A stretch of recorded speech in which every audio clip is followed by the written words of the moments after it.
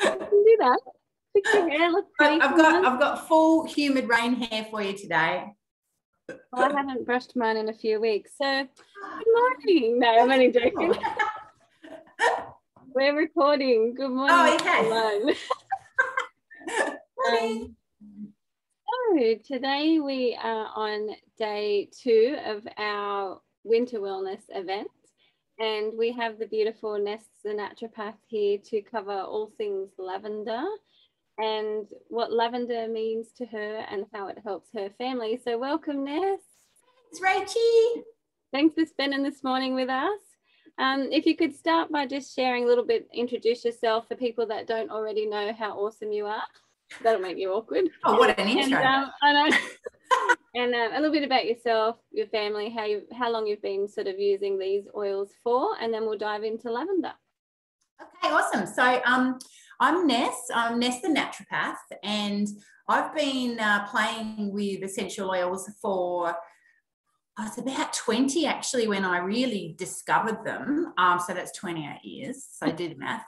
And one of the reasons I loved them was because I could use them safely. You know, there was I was in the natural therapies journey. And I wasn't a naturopath. Didn't actually study to be a naturopath till for another 5 years from there.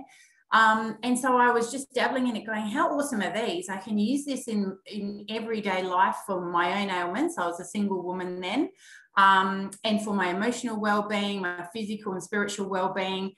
And they're beautifully safe, and I smell awesome. And, you know, all my friends were into their red doors and all these trendy perfumes. And people would always, even my friends now that I want to catch up with them from Perth, go, you always smell good. I'm like, mate, oil is all you need. So, and then I went and studied naturopathy, and I did my diploma in aromatherapy at the same time because I'm a cray. And so I've been practicing ever since. I've got a busy clinic in Albion Park Rail, where I see all sorts of beautiful people and help them with the natural way of life. And so oils are definitely a part of my everyday existence. Yeah, that's awesome. That's a great summary. And I think that you downplay how amazing you are at what you do. You are a very busy naturopath, and one of the reasons that I personally love, I love Ness because she's awesome, but I love that she has a very down-to-earth approach and a way that you feel welcome, you don't feel intimidated, you feel like whatever plan that she gives you, it's actually something you can apply in your everyday life. You don't feel like it's just bigger than. And that's another one of the reasons why I've always tried to keep essential oils journey simple, because I think, wow, if it's just too much, people aren't even going to have the brain capacity nor the time to implement these everyday tools into their lives. Yeah, so it's huge. So with lavender, lovely lavender is what we're covering today. I know this is a very complex oil, but I know that we both use it a lot. But I would love you to share your take on lavender, and I guess, yeah, from your work standpoint and how you see it in terms of its properties and its applications, but also just what it's done for you and your boys in your general day-to-day life. Well, yes, as I said, lavender. Honestly, Rachie, what is it not good for? Seriously. And I know when I first started my diploma, we took a month each on every essential oil. So we spent a month. My first month was on lavender. And so we delved so deep into the lavender pool.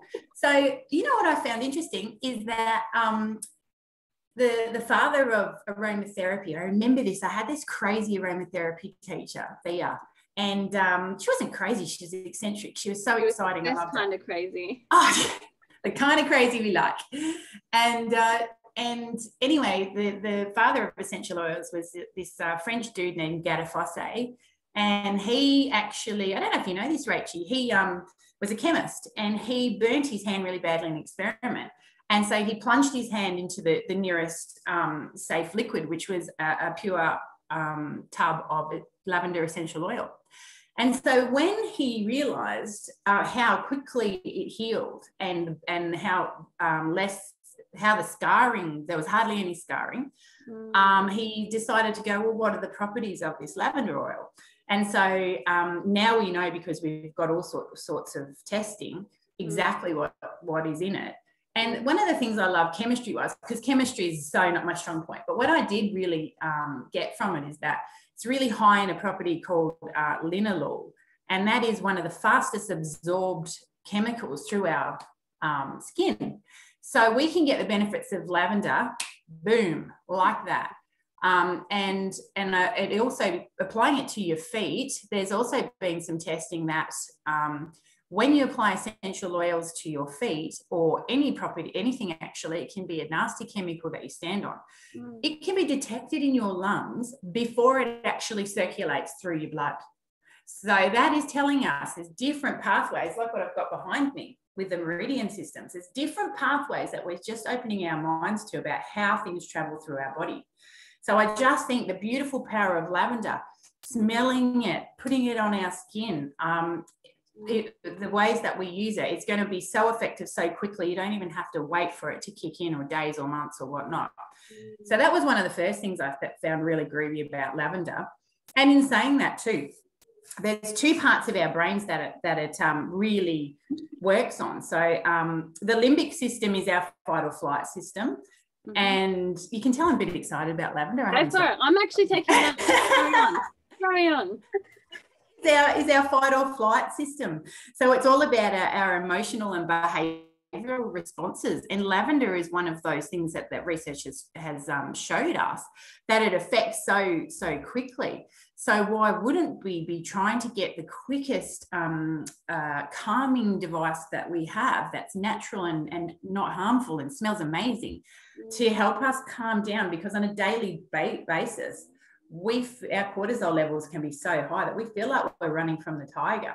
But really, we're just running from a busy life. So lavender is one of those things that whenever you feel like you're feeling a bit overwhelmed, just one drop in your hand, and that will go straight to your limbic system as well. So I'm loving that. And the other brainy thing that it affects is the hippocampus, and that's learning and memory. And we don't really think about lavender as learning and memory. We think about it as relaxation in lots of ways, don't we? But it actually stimulates that side of our brain. So, that with peppermint, we'll be so smart, Rachie. Like, seriously smart. I need to get some more lavender then, eh?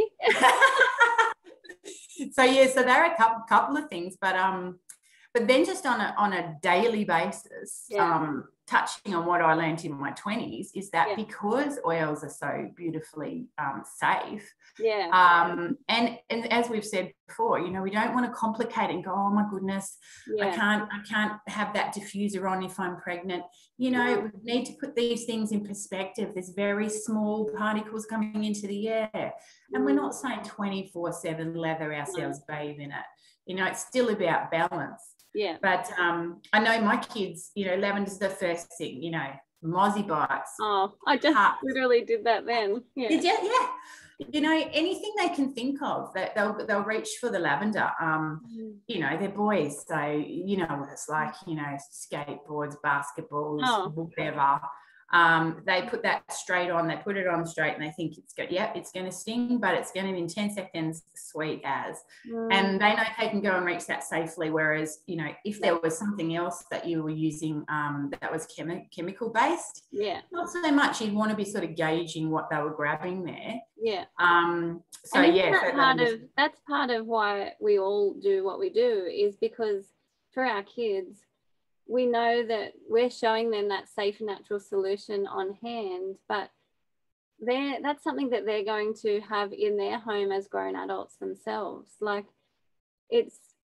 you're imparting wisdom and nature's solutions onto them for the rest of their life. It's not just something that just goes away. It's not like you go, oh, there's something better than lavender. There is nothing better than lavender for that sort of thing.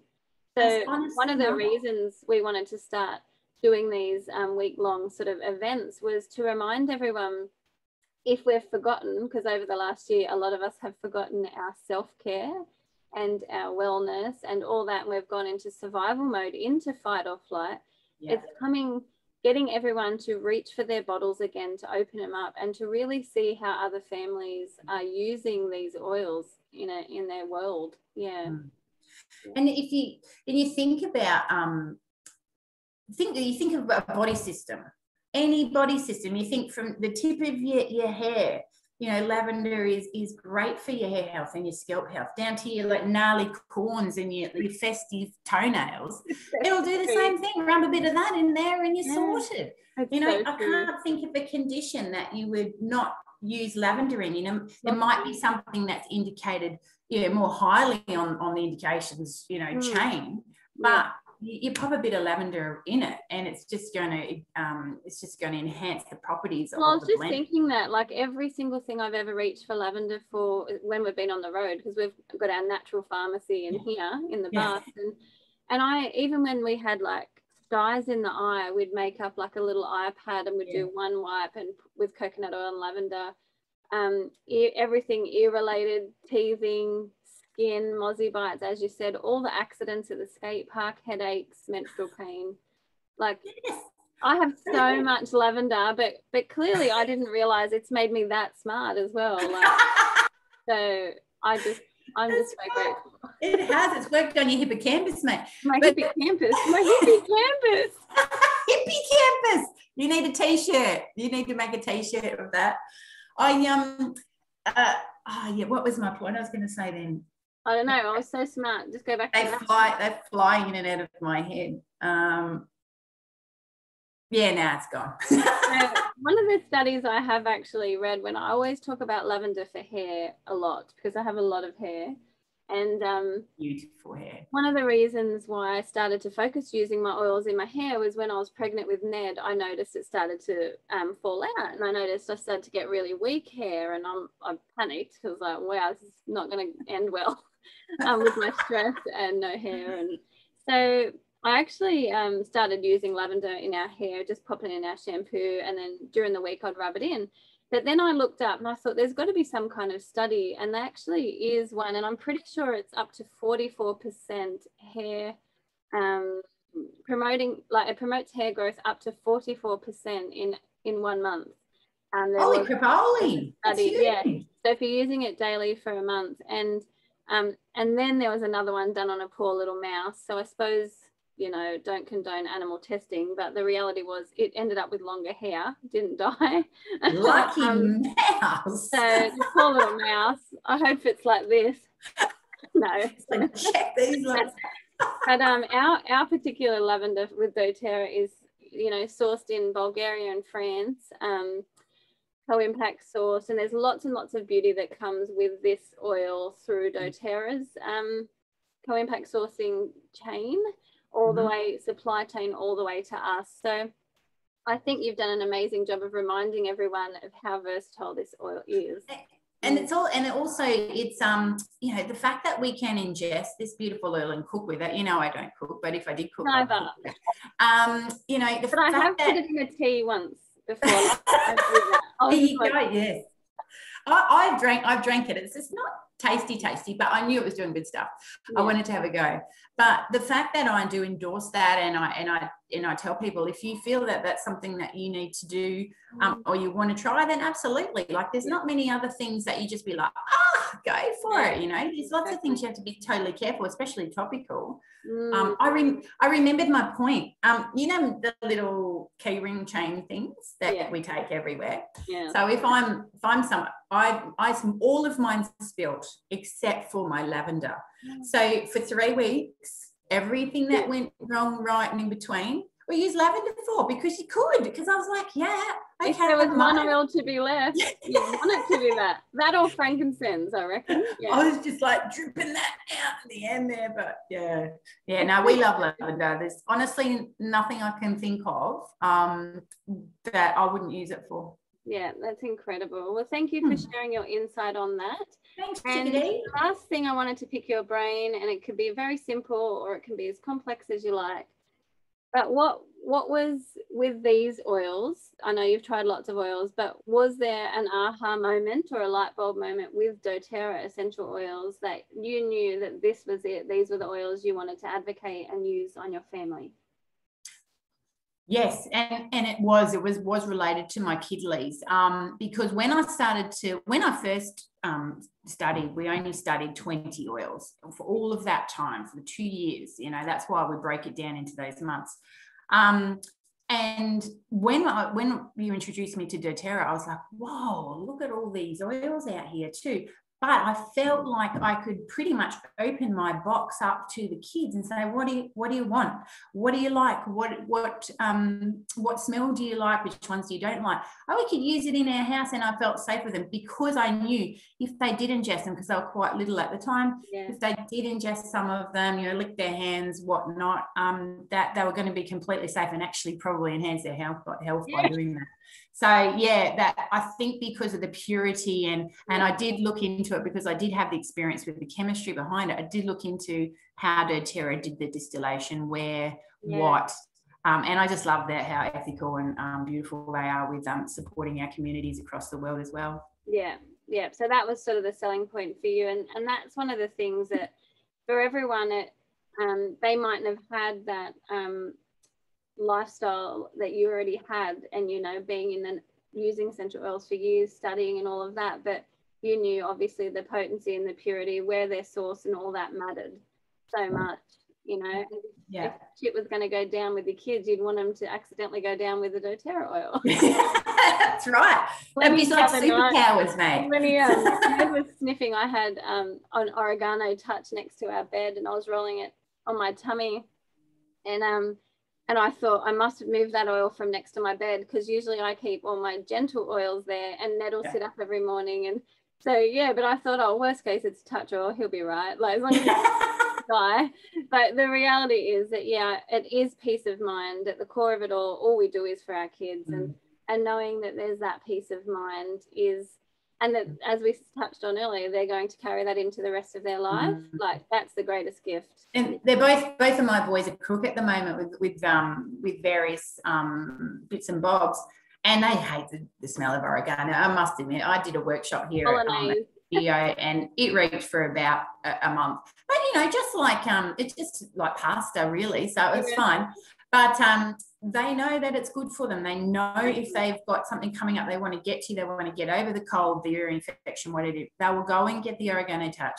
They will hold their noses and they'll go like this, because they know the benefits of it. So even you know, preteen and teenage boys will smell like oregano for the goodness of the oils.